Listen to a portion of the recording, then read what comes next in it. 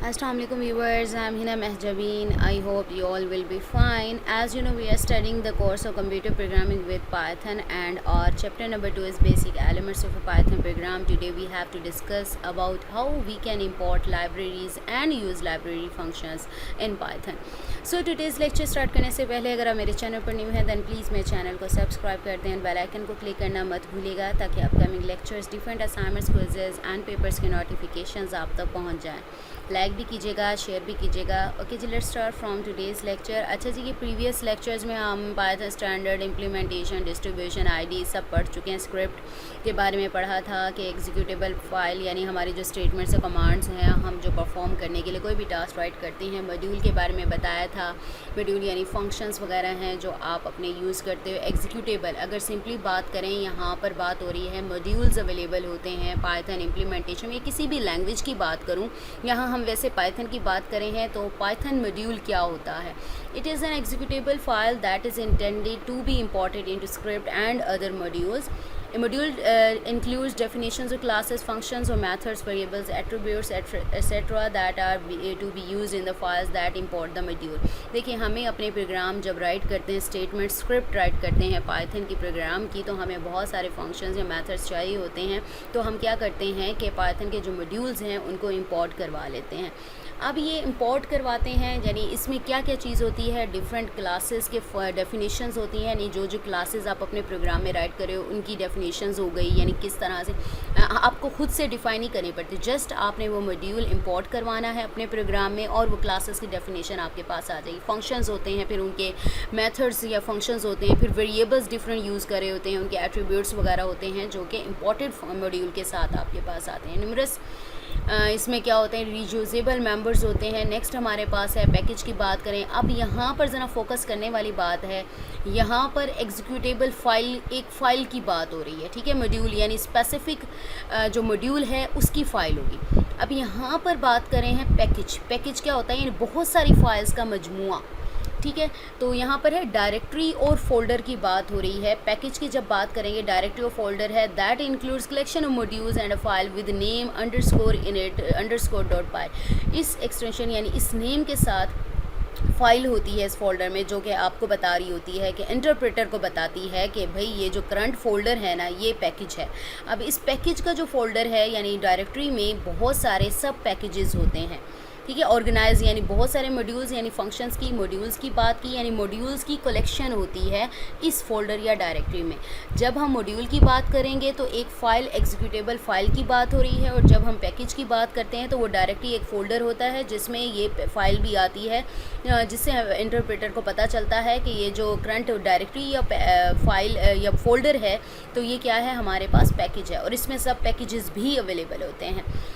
Library की बात करें, Python library is a directory folder. अच्छा जी, मैंने आप लोगों को ऑलरेडी बताया था कि लाइब्रेरीज़ क्या होती हैं, थर्ड पार्टी क्या होती है, थर्ड पार्टी फंक्शंस या मेथड्स कह लें, होती हैं जो बिल्ट इन आपके पास यानी रेडीमेड जैसे चीज़ मिल जाती है ना, तो आपको खुद से कुछ नहीं करना पड़ता। आप रेडीमेड लाइब्रेरीज़ उठाते हो, उसको अपने प्रोग्राम में इंपोर्ट करवाते हो, उसमें जो भी कलेक्शन ऑफ पैकेजेस, अब बहुत सारे पैकेजेस, मॉड्यूल्स, यहाँ पर हम अलग-अलग बात कर रहे थे, मॉड्यूल की बात कर रहे थे, ठीक है। मॉड्यूल हमने कहा कि उसमें क्लासेस की definition, functions, methods, variable, attributes होते हैं और ये एग्जीक्यूटेबल फाइल होती है। फिर हमने पैकेज की बात की कि ये फोल्डर या डायरेक्टरी होती है जिसमें बहुत सारे सब पैकेजेस होते हैं और एक फ़ाइल भी होती है जो कि इंटरप्रेटर को बताती है कि ये पैकेज है फोल्डर।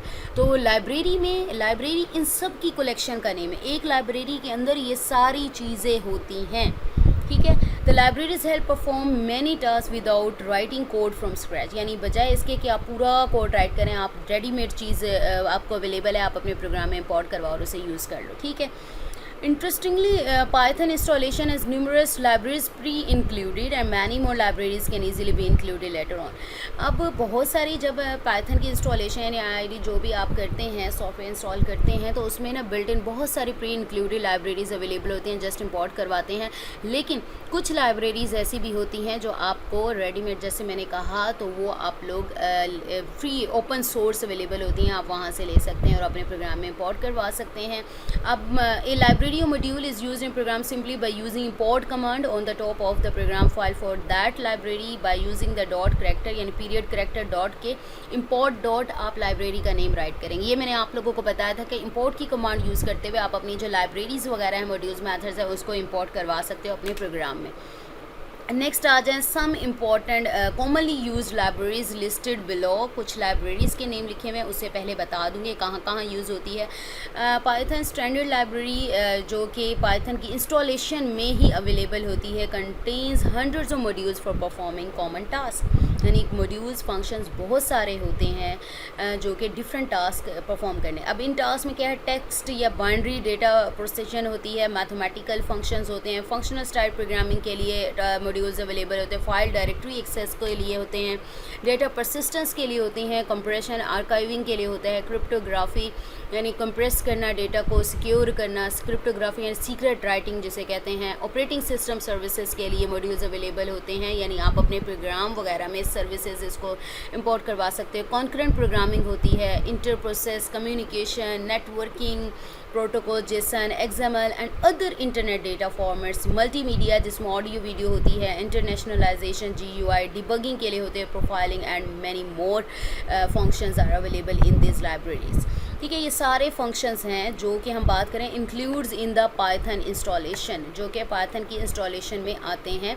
और कुछ एग्जांपल्स मैं यहाँ पर आप लोगों को दिखा रही हूँ कि पाइथन स्टैंडर्ड लाइब्रेरी जो कि इसकी इंस्टॉलेशन के साथ आते हैं। फर्स्ट हमारा मॉड्यूल या फंक्शन का नेम है कलेक्शंस। अब कलेक्शंस में क्या होता है, additional data structure beyond list, tuples, dictionaries, sets, यानी अगर हमें ये फंक्शनैलिटी चाहिए तो हमें ये मॉड्यूल इंपोर्ट करवाना पड़ेगा। CSV है, processing comma separated file value files के लिए यूज़ होता है। डेट टाइम आपको नेम से ही पता चल रहा है, डेट एंड टाइम मैनिपुलेशन के लिए यूज़ होता है। अच्छा, यहाँ पर डेट का और अलहदा सेपरेट भी मॉड्यूल है जो कि date and time both manipulation के लिए यूज़ होता है। टाइम इट भी है, परफॉर्मिंग एनालिसिस, टाइम एनालिसिस के लिए यूज़ होता है।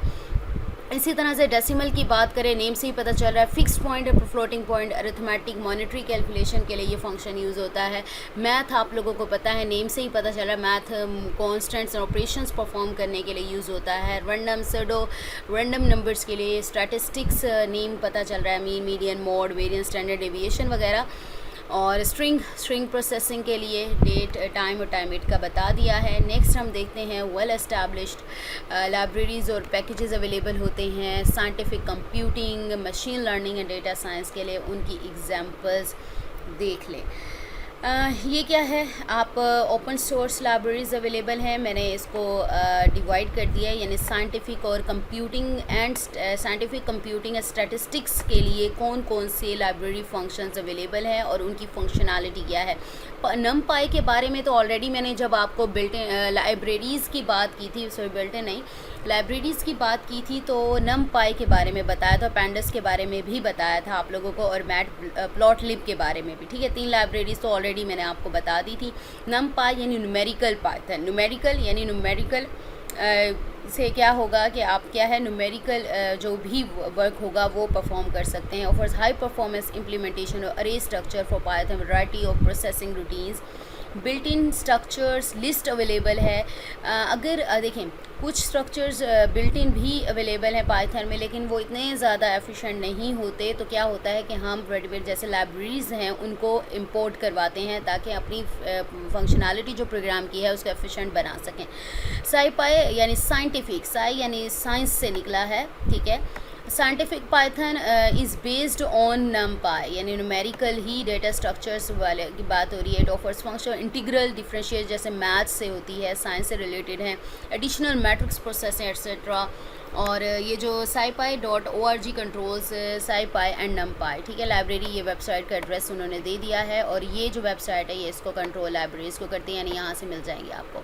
स्टैट्स मॉडल, स्टैट्स यानी statistical models. Library offers function for statistical computing and data exploration. Next मैं बता रही हूँ डेटा मैनिपुलेशन एनालिसिस। हमने कहा था पेंडस जो है वो लाइब्रेरी यूज़ होती है फॉर डेटा मैनिपुलेशन एनालिसिस के लिए, और ये बेस करती है नमपाई पर। It is widely use for data manipulation through its array like structure like I1D, series 2D, data frame etcetera. Matplotlib के बारे में विजुअलाइजेशन के लिए यूज़ होता है, क्योंकि ग्राफ्स वगैरह प्लॉट करने के लिए यूज़ होती है library is well defined for data visualization plotting. It provides to create plots various types like regular, scatter, bar, contour, पाइक्यूबर, grid, polar, axes and 3D. Seaborn ये भी इसी तरह से मैटप्लोटलिब लाइब्रेरी पर बेस करती है और फैंसियर अफेयर्स एंड विजुअलाइजेशन में यूज़ होती है.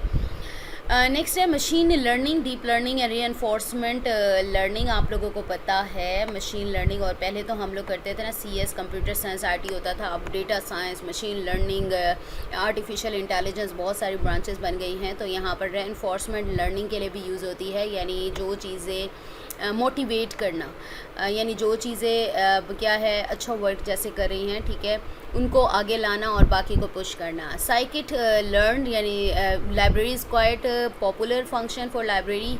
मशीन लर्निंग एल्गोरिथम जो यूज़ होते हैं उसके लिए ये लाइब्रेरी इंपोर्ट करवाई जाती है. केरास है, इजी टू यूज़ लाइब्रेरी है. डीप लर्निंग के लिए सेंसर फ्लो है हमारे पास. फीचर रिच पॉपुलर लाइब्रेरी है फॉर डीप लर्निंग. और जब टेंसर फ्लो के बारे में ऑलरेडी मैंने आप लोगों को बताया था, GPUs और TPUs का भी बताया था. जैसे सेंट्रल प्रोसेसिंग यूनिट होता है उसी तरह GPUs ग्राफिक्स प्रोसेसिंग यूनिट और TPUs यानी सेंसर प्रोसेसिंग यूनिट होता है, ठीक है. तो इसमें क्या होता है कि GPUs भी ब्रेक करता है, यानी हंड्रेड्स ऑफ एक प्रॉब्लम्स को हंड्रेड्स ऑफ थाउजेंड या मिलियंस ऑफ स्मॉलर पीसेस में करता है और एट वंस उस पर वर्क करता है. जबकि TPUs की बात करें वो इससे भी ज़्यादा एफिशिएंट होता है, फास्ट एग्जीक्यूशन करता है. OpenAI GEM library offers function for reinforcement learning के लिए यूज़ करते हैं इसे. Natural processing unit NLP library offers function natural processing language processing के लिए. और टेक्स्ट ब्लॉब लाइब्रेरी बेस्ड होती है, जो मैंने यहाँ पर नेचुरल लैंग्वेज टूल किट की बात की, ठीक है. NLT लाइब्रेरीज नेचुरल जो लैंग्वेज प्रोसेसिंग के लिए यूज़ होती हैं. It is an object oriented text processing library होती है, यानी ऑब्जेक्ट ओरिएंटेड टेक्स्ट के लिए यूज़ होती है.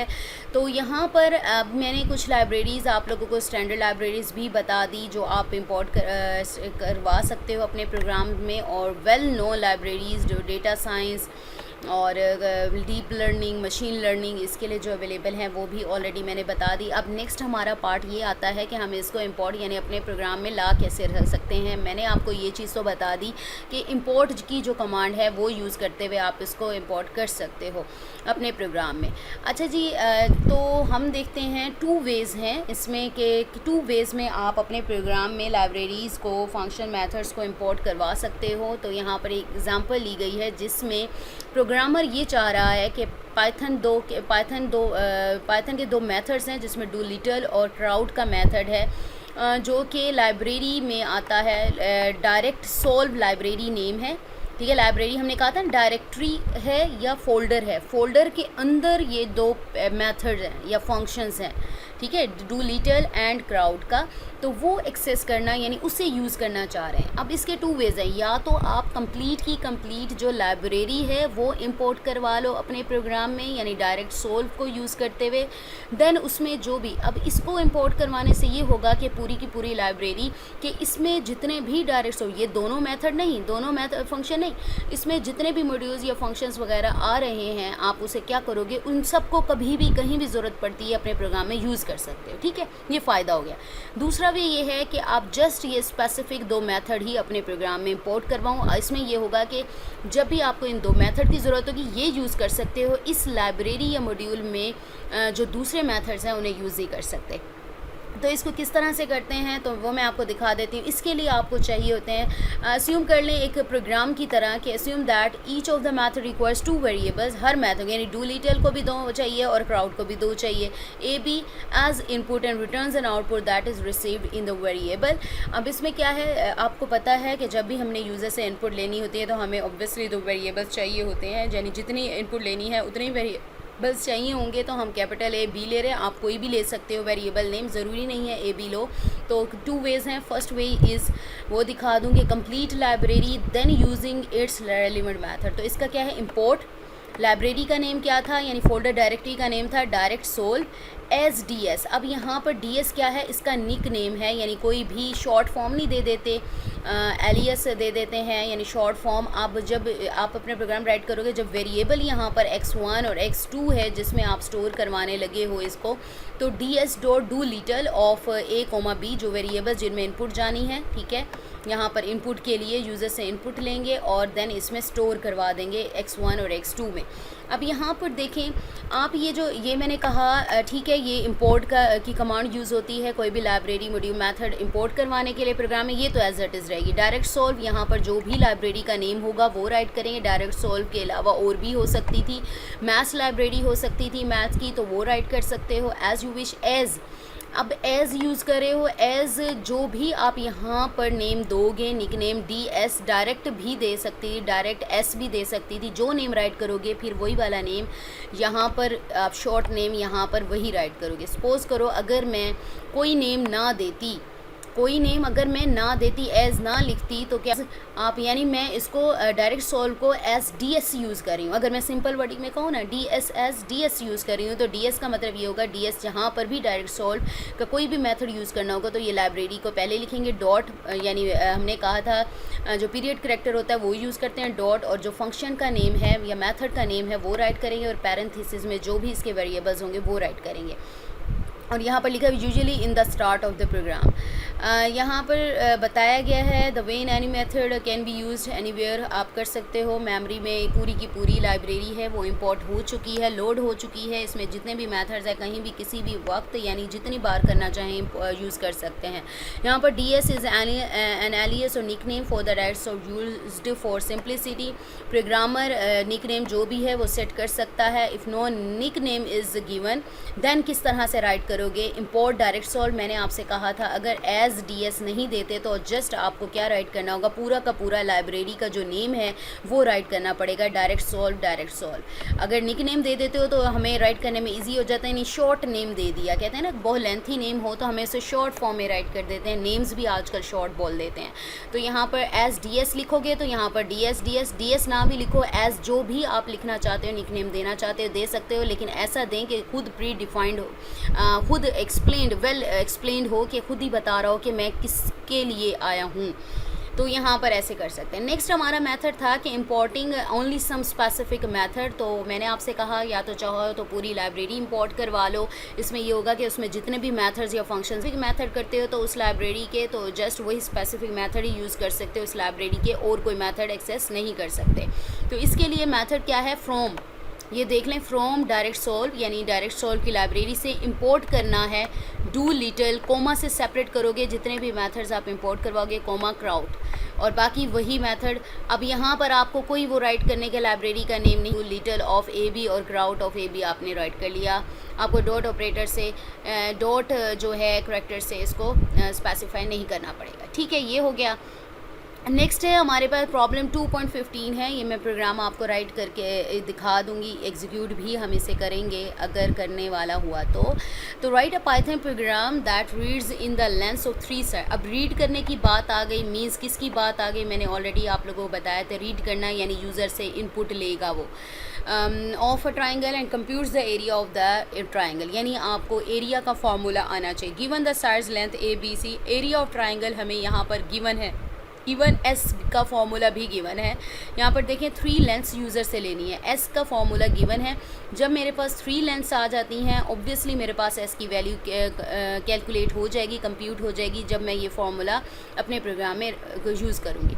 तो कोड यहाँ पर, अच्छा फॉर्मूले के लिए यहाँ पर देखें स्क्वायर रूट गिवन है, तो हम यहाँ पर बेसिक क्या देख रहे हैं, लाइब्रेरीज़ को इंपोर्ट करवा कर देख रहे हैं। आप चाहें तो बिल्ट इन जो फंक्शन है स्क्वायर रूट का वो भी यूज़ कर सकते हैं, लेकिन हमने मैथ्स की लाइब्रेरी इंपोर्ट करवा कर देखनी है कि किस तरह से ये वर्क करती है। इंपोर्ट मैथ्स 3 वेरिएबल लिए, ABC उसने कहा था लेंथ, अच्छा जी ये मैंने आप लोगों को ऑलरेडी बता दिया है, प्रीवियस प्रोग्राम्स में भी बताती रही। यूज़र से इनपुट लेने के लिए इनपुट का फंक्शन यूज़ होता है, उसका बेसिक जो सिंटैक्स है वो है इनपुट, पैरेंथेसिस में डबल कोटेशन मार्क में आप अपनी जो भी डिस्क्रिप्शन है वो राइट करते हैं।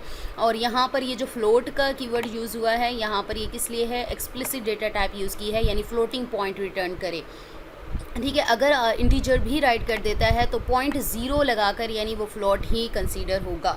तो यहाँ पर पहले तो एस का फॉर्मूला राइट करेंगे क्योंकि आगे एरिया का फॉर्मूला यूज़ करते हैं। एस में क्या है, a + b + c divided by 2। मैंने ब्रैकेट पैरेंथेसिस, आपको पता है मैथ्स में जब प्रोग्रामिंग करते हैं तो जो पहले प्रेसिडेंस जिनकी होती है उनको ब्रैकेट में इनक्लोज कर लेते हैं। अगर मैं ना करती तो c डिवाइडेड बाई 2 पहले हो जाता क्योंकि प्रेसिडेंस चेंज हो जाती है।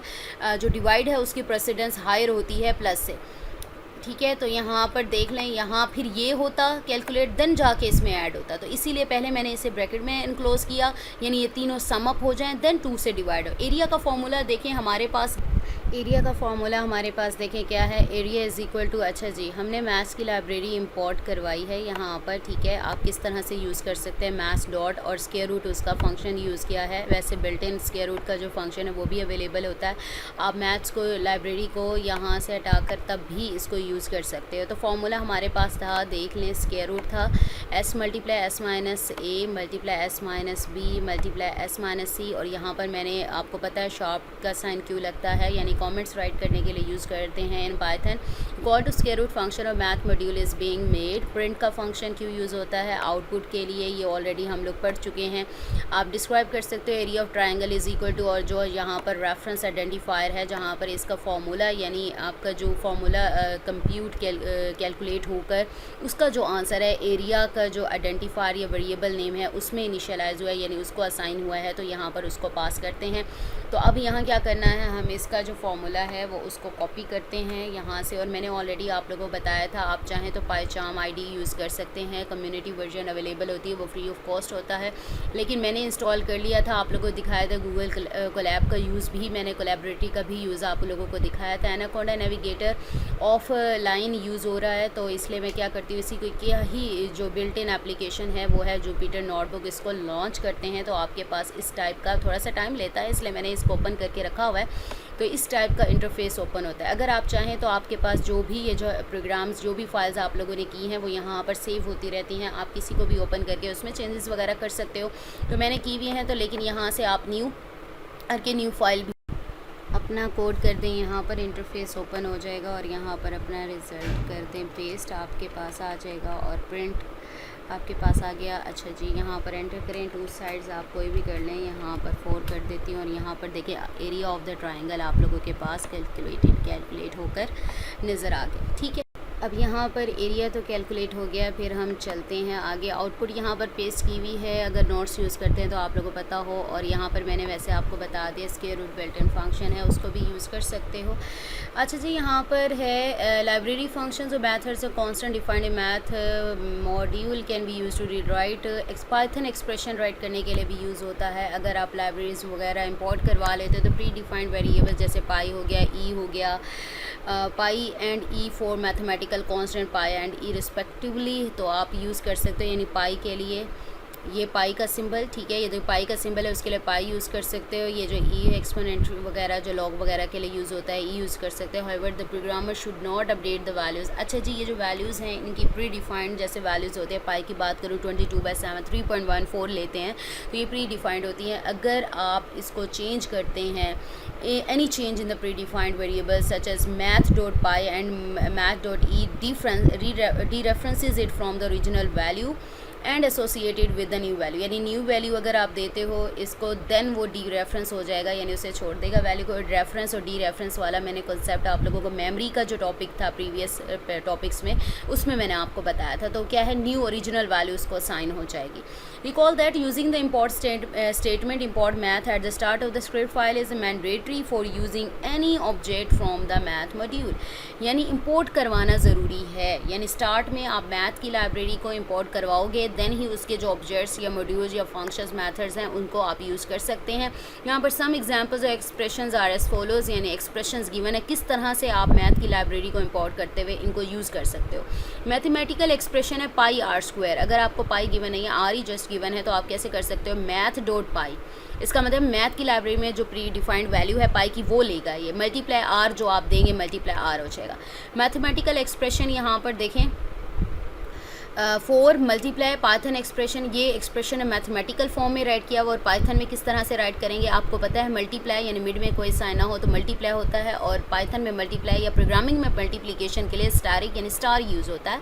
Four multiply math dot E, और आपको पता है पार बनाने के लिए डबल स्टारिक यूज़ होता है, यानी e raise to power x लिखना है तो ई स्टारिक एक्स लिखा जाएगा। -8 मल्टीप्लाई लोग मैथ डॉट लॉग, यहाँ पर 10 आ जाएगा, ऑफ वाई आ जाएगा, ठीक है। डिवाइडेड बाय साइन, अब साइन भी मैथ्स का फंक्शन है तो math dot sine x square है यानी multiply x minus square root है, अगेन मैथ्स का फंक्शन आ रहा है यहाँ पर स्क्वायर रूट का, तो इसलिए math dot square root of x use होगा। तो इस तरह से आपने अपने जो फंक्शंस पाइथन एक्सप्रेशन की फॉर्म में मैथमेटिकल एक्सप्रेशन को राइट करेंगे तो इस तरह से आप उसको डिफाइन कर सकते हैं। कुछ एग्जांपल्स ही आगे हम जब मैथ्स के फंक्शंस अप्लाई करेंगे देन और भी एक्सप्रेशंस को देखेंगे कि इस तरह से पाइथन में राइट करते हैं।